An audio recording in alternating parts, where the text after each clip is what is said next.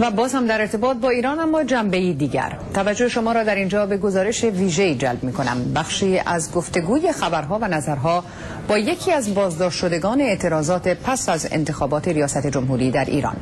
مریم صبری 21 ساله که پس از دستگیری در اجتماع بهشت زهرا حدود 2 هفته در بازداشت بود میگوید در زندان مورد تعرض جنسی قرار گرفته است.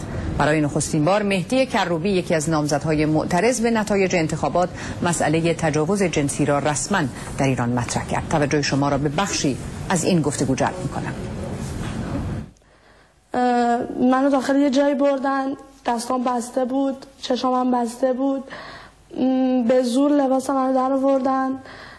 هرچی التماس میکردم، هرچی گریه میکردم، هرچی داد زدم، اصلا هیچ فایده ای نداشت. یعنی انگار که نمیشنیدن، نمیدیدن گریه های منو، داد منو، التماس منو. و مورد آزار جنسی قرار گرفتم اونجا. توی اون مدت نمیدونم چقدر بود، ولی انقدر گریه کردم که دیگه واقعا به هوش نبودم، نمیدونستم داره چی میگذره، دیگه چیزی رو یادم نمیومد، به چیزی فکر نمیکردم، فقط گریه میکردم. بعد از اون دوباره بردنم توی سلول.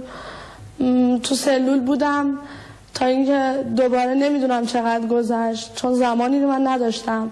دوباره آوردنم بیرون، دوباره همین کار، دوباره همین مدل.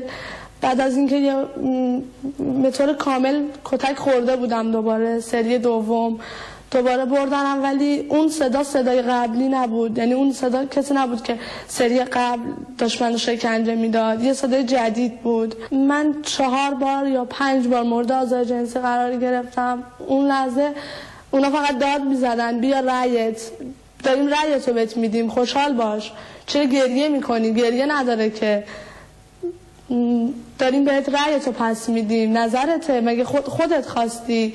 چرا رفتی تو خیابون؟ پس تو ول بودی که تو خیابونا بودی، پس حقته هر چی سرت بیاد.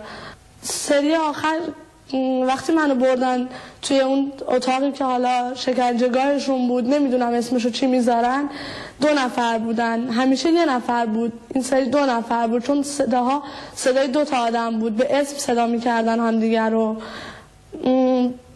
خیلی بعد از اینکه کتک خوردم مجدد لباسم در، ولی دیگه هیچ عکس العملی نداشتم، یعنی هیچ مقاومتی نمی‌کردم در مقابل این قضیه. چیزی نداشتم بگم، چون می‌دونستم حرف زدن من اون خوشحال میشه، بیشتر لذت میبره. بعد برگشت گفتش که به اون مأمور دیگه‌ای که اونجا بود، گفت برو بیرون. گفت نه نمیشه، به اسم صدا کرد که نه نمیشه. گفت نه برو بیرون، تو باید بری بیرون.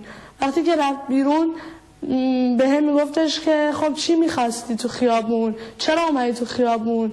تا میخواستم حرف بزنم گفت خفه شو، حرف نزن، فقط گوش کن. وقتی هم که چیزی نمیگفتم میزد، میگفت چرا حرف نمیزنی؟ حرف بزن. بعد چشمند منو باز کرد. من اون آدم رو دیدم، هیچ وقت چهرهش از جلو، یعنی کابوس شبام چهره اون.